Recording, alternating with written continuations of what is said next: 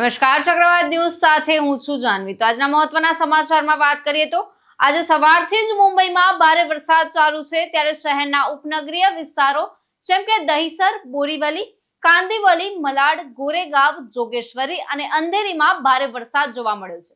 સતત વરસાદને કારણે કેટલાક વિસ્તારોમાં પાણી ભરાઈ રહ્યા છે, જેના કારણે વાહન વ્યવહાર પર અસર પડી છે અને હવામાન વિભાગે આગામી થોડા કલાકોમાં જ વધુ વરસાદની આગાહી પણ કરી છે। મહારાષ્ટ્રના નાલાસોપારામાં એક હૃદયદ્રાવક ઘટના પ્રકાશમાં આવી છે, જ્યાં એક મહિલાએ તેના પ્રેમી સાથે મળીને તેના પતિની ક્રૂરતાપૂર્વક હત્યા કરી અને ગુનો કર્યા પછી લાશને ઘરમાં દાટી દીધી। આ મામલો નાલાસોપારા પૂર્વના ગંગાદીપડા વિસ્તારમાં આવેલી એક સાઈ વેલફેર સોસાયટીની ચાલનો છે। પોલીસના જણાવ્યા અનુસાર આ હત્યા લગભગ 10 થી 15 દિવસ પહેલા કરવામાં આવી હતી। તો મૃતકની ઓળખ વિજય ચૌહાણ તરીકે થઈ છે। ત્યારે એવું કહેવામાં આવી રહ્યું છે કે મૃતક વિજય ચૌહાણની પત્ની ગુડિયા ઉર્ફે ચમન દેવીને મોનુ નામના યુવક સાથે અફેર હતું। વિજય તેમના સંબંધોમાં અવરોધ બની રહ્યો હતો, તેથી જ બંને વિજયની છુટકારો મેળવવાની યોજના બનાવી। આરોપીઓએ વિજયની ક્રૂરતાથી હત્યા કરી। એટલું જ નહીં, ગુનો છુપાવવા માટે આરોપીએ મૃતકના મૃતદેહને ઘરમાં જ દફનાવી દીધો। હત્યા પછી મૃતદેહ છુપાવવા માટે મહિલાએ તેના સાળા દ્વારા તે જ જગ્યાએ ટાઇલ્સ પણ લગાવી, જેથી તે કોઈની નજરમાં ન આવે। ત્યારે અધિકારીઓના જણાવ્યા અનુસાર સોમવારે સવારે પોલીસ ટીમ ઘરે પહોંચી અને ત્યાં દુર્ગંધ અનુભવી। બાદમાં પોલીસે ફોરેન્સિક નિષ્ણાંતો અને સ્થાનિક તહસીલદારની હાજરીમાં ચૌહાણના મૃતદેહને બહાર કાઢ્યો। ઘટનાની માહિતી મળ્યા બાદ પોલીસે કેસની તપાસ શરૂ કરી। તો તપાસ દરમિયાન પોલીસને મહિલાના મોબાઈલમાં શંકાસ્પદ સંદેશા મળતા હત્યાનો ખુલાસો થયો। હાલમાં પોલીસે મૃતદેહને કબજે કરીને પોસ્ટમોર્ટમ માટે મોકલી આપ્યો છે। તો હાલમાં આરોપી ગુડિયા અને મોનુ ફરાર છે। પોલીસના જણાવ્યા અનુસાર બંને આરોપીઓને શોધવા માટે ટીમો બનાવવામાં આવી છે અને ટૂંક જ સમયમાં તેમની ધરપકડ થવાની અપેક્ષા છે। તો આ દંપતીને 8 વર્ષનો પુત્ર ચેતન ચૌહાણ પણ છે, પરંતુ આ ઘટનાએ समग्र विस्तार में सनसनाटी मचावी दी थी। विजय चौहान करके उनकी फैमिली के साथ ओम साई वेलफेयर सोसाइटी गांगड़ीपाड़ा धानीबाग में रहते हैं। उनके 2 भाई बिलालपाड़ा में रहते हैं। तो दूसरे भाई जो बिलालपाड़ा में रहते हैं, उन्होंने 20 तारीख को उनके भाई गुमशुदा होने की कंप्लेंट पुलिस स्टेशन में दर्ज कराई और कल 21 तारीख को सुबह वो उनके घर पे जाने के बाद उनकी भाभी जो है वो भी गायब थी और घर में जो टाइल्स थे पुरानी टाइल्स निकाल के वहाँ पे नया टाइल्स बिठाया है, ये उनको उसकी वजह से शक आ गया और कुछ वहाँ के रहने वाले लोगों को लेके टाइल्स तोड़ के उन्होंने जब वहाँ की सब मिट्टी वगैरह निकालने की कोशिश की तब उनको बहुत स्मेल आने लगा। तो उसकी वजह से उन्होंने हमारे पुलिस स्टेशन को इन्फॉर्म किया। तब हम पुलिस स्टेशन के सभी ऑफिसर्स और स्टाफ वहाँ गए, फॉरेंसिक एक्सपर्ट, डॉक्टर्स और तहसीलदार इनको बुला के उनके सामने खुदाई करके देखा तो वहाँ पे डेड बॉडी मिली है और भाई ने पहचान लिया कि उनके भाई की डेड बॉडी है।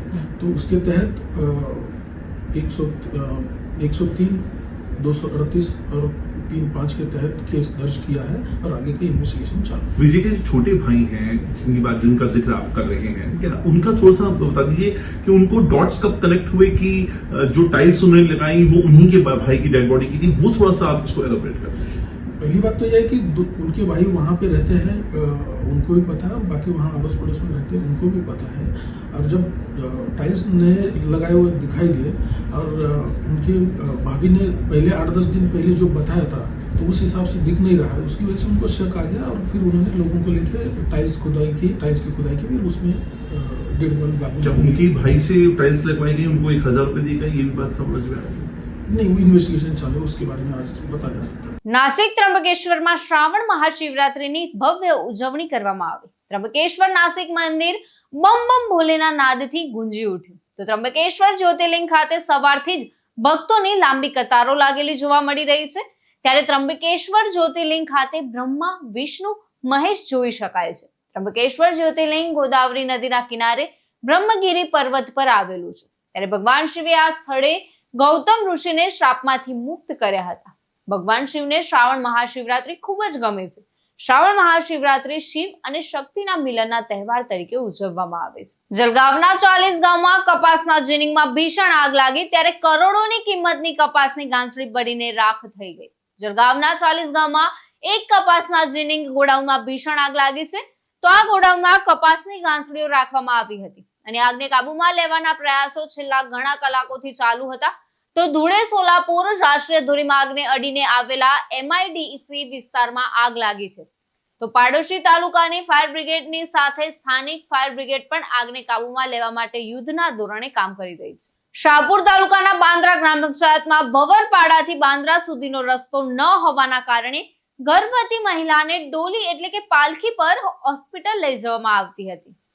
મનીષા મધુકર ભવર નામની ગર્ભવતી મહિલાને ડિલિવરી માટે સરકારી હોસ્પિટલમાં લઈ જવા માટે ગ્રામજનોએ ચાદરની ડોલી બનાવીને 2 કિલોમીટરનું અંતર કાપ્યું અને તેણીને શાહપુર સબ ડિસ્ટ્રિક્ટ હોસ્પિટલ ખાતે દાખલ કરવામાં આવી, જ્યાં તેણીની સુરક્ષિત પ્રસૂતિ થઈ અને તેણે એક પુત્રને જન્મ પણ આપ્યો. ત્યારે શાહપુર અને મુરબાડ તાલુકાના ઘણા ગામોમાં વરસાદની ઋતુમાં રસ્તાના અભાવે લોકોને ખેતરોના ઢગલા ઉપર ચાલવું પડે છે. શ્રમજીવી સંસ્થાએ શાહપુર તાલુકાના ઘણા ગામોને જોડવા માટે સરકારને રસ્તા માટે દરખાસ્તો મોકલી છે, પરંતુ હજુ સુધી કોઈ રસ્તો મંજૂર પણ થયો નથી. ત્યારે સરકારે ગ્રામીણ વિસ્તારોમાં રસ્તાની સુવિધાના અભાવને દૂર કરવા સરકારે તાત્કાલિક પગલાં લેવા જોઈએ. તો સગર્ભા સ્ત્રીઓ અને વૃદ્ધોને હોસ્પિટલ લઈ જવા માટે સલામત અને સુવિધાજનક માર્ગ સુવિધા પૂરી પાડવી જરૂરી છે. મુંબઈના ભાંડુપ વિસ્તારમાં ટેકરી પર બનેલા ઘરોની સુરક્ષા દિવાલ થોડી જ વારમાં તૂટી પડી. એક ઘરનો પાછળનો ભાગ એક ક્ષણમાં તૂટી પડ્યો, પરંતુ એ સારી વાત હતી કે લોકોએ અહીં હાજર 5 ઘરો પહેલાથી જ ખાલી કરાવી દીધા હતા. ડોંબીવલી MIDC ફેઝ 1 માં આવેલી એરોસેલ ગાર્મેન્ટ કંપનીમાં આજે બપોરે ભીષણ આગ લાગી હતી. આગ લાગવાનું કારણ હજુ સુધી સ્પષ્ટ નથી અને ઘટનાની જાણ થતાં જ કલ્યાણ ડોંબીવલી મ્યુનિસિપલ કોર્પોરેશનના ફાયર બ્રિગેડ તાત્કાલિક ઘટના સ્થળે પહોંચી ગયા હતા. પ્રાપ્ત માહિતી અનુસાર આગની તીવ્રતાને કારણે વિસ્તારમાં ધુમાડાના ગોટે ગોટા ફેલાઈ ગયા છે. તો ફાયર બ્રિગેડ તાત્કાલિક ઘટના સ્થળે આવી પહોંચી છે અને આગ ઓલવવાનું કામ યુદ્ધના ધોરણે ચાલી રહ્યું છે. આગ પર કાબુ મેળવવા માટે ફાયર ફાઈટર સખત મહેનત કરી રહ્યા છે. તો ઘટનાની ગંભીરતાથી જોઈને સ્થાનિક પોલીસ વહીવટી તંત્ર પણ ઘટના સ્થળે પહોંચી ગયું છે. તેમણે વિસ્તારમાં ભીડને કાબુમાં લઈને બચાવ કામગીરીમાં મદદ કરી. તો હાલમાં કોઈ જાનહાનિના સમાચાર નથી, પરંતુ આગને કારણે કંપનીને મોટું નુકસાન થવાની સંભાવના છે. ફાયર વિભાગના અધિકારીઓ જણાવ્યું હતું કે આગ સંપૂર્ણપણે કાબુમાં આવ્યા પછી જ નુકસાનનું પ્રમાણ અને આગનું કારણ જાણી શકાશે. સતીશ સોની સાથે ચક્રવાત ન્યૂઝ મુંબઈ. તો સમાચારોમાં અત્યારે બસ આટલું જ. વધુ સમાચાર માટે જોતા રહો ચક્રવાત ન્યૂઝ.